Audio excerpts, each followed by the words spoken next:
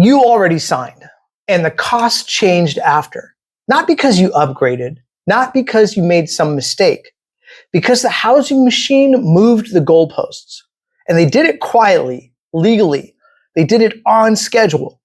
And if you feel like you're trapped in a payment you can't escape, that is not anxiety. That is accuracy.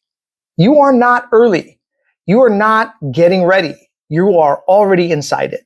Like stepping onto a toll road, then realizing every exit is blocked.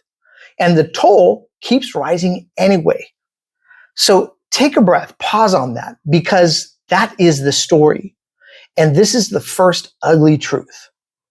From 2009 to 2022, the country lived on emergency rates. Not normal rates, not healthy rates, emergency rates. And that low rate trained families to build their lives around one number, the monthly payment. Not the house, not the price, just the payment. So people didn't actually buy real estate. They bought a monthly plan, like a phone contract, like a fixed number, a fixed life. Then in 2022, that number got punished. And it got punished fast and hard. And the pain didn't show up in one headline. It showed up in the same place it always shows up, at the kitchen table on the statement, in the breath you hold before you open the mail. And here's what the system did here. It didn't need home prices to collapse. It just needed the payment to break. And that's the trick. Because when rates jump, the same house becomes a different product. It's not a new home. It's just a new type of a burden. That same $350,000 house, same street, same roof, but the payment shifts from possible to punishing. And it happens without your permission. Like a credit card raising the minimum payment. It's the same balance. It's the same life, just a bigger monthly demand. That is not a market. That is leverage. And leverage, it always comes to collect. Now, here's a contradiction you were never meant to sit with.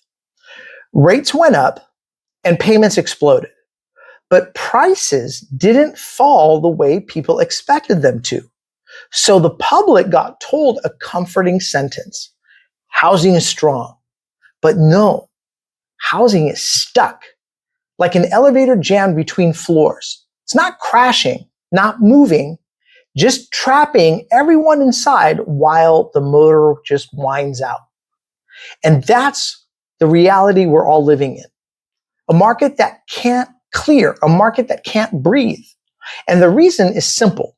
Most homeowners are locked into low rates, 4%, 3%, sometimes lower than that.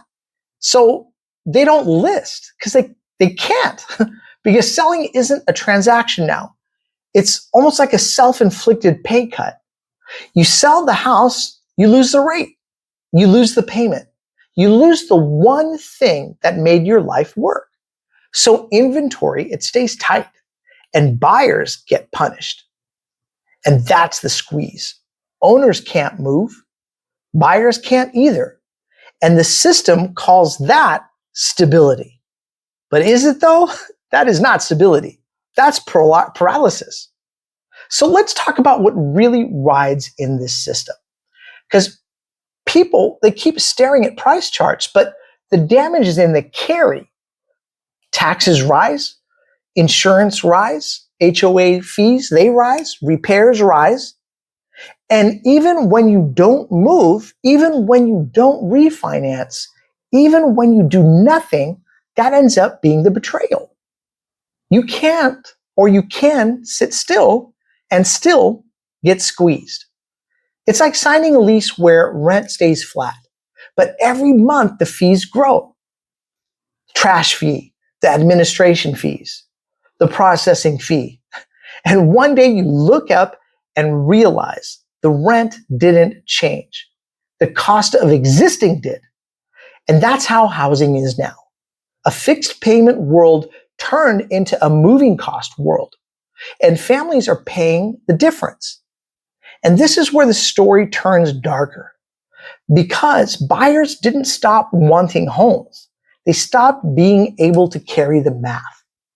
Now, when rates doubled, the monthly payment didn't rise politely. It just jumped hundreds more a month. I mean, that's groceries, that's daycare, that's medicine, that's gas. So what did buyers do? They ended up freezing. Not because they're lazy, but because the payment doesn't fit the paycheck anymore.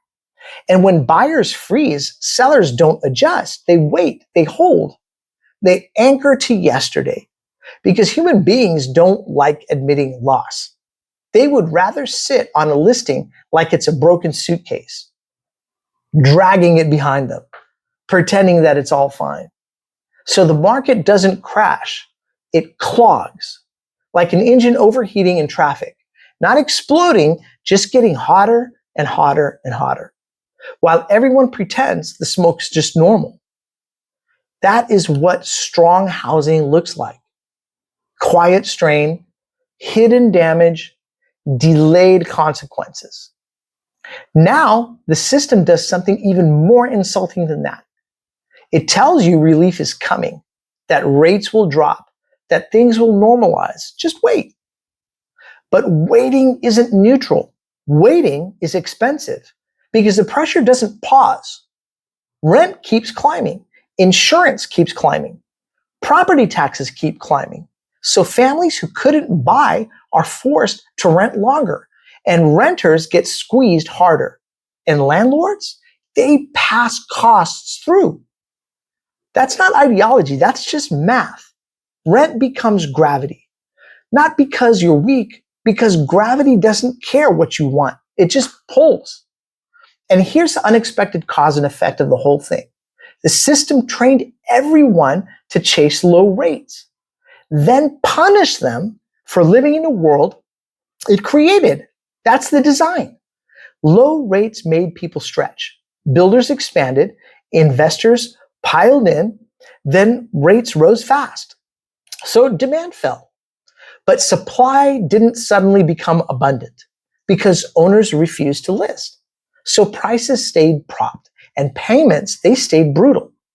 So the market became a trap with two jaws. One jaw is the mortgage rate. The other jaw is the lack of inventory. And the jaw that moves is the one that hurts you monthly. And that is the machine. So what do you guys think? Do I have this all right? Do I have it all wrong? Please put it in the comment section below. I look forward to reading and replying to all of your guys' comments. And thank you so much for watching me here on The Baseline.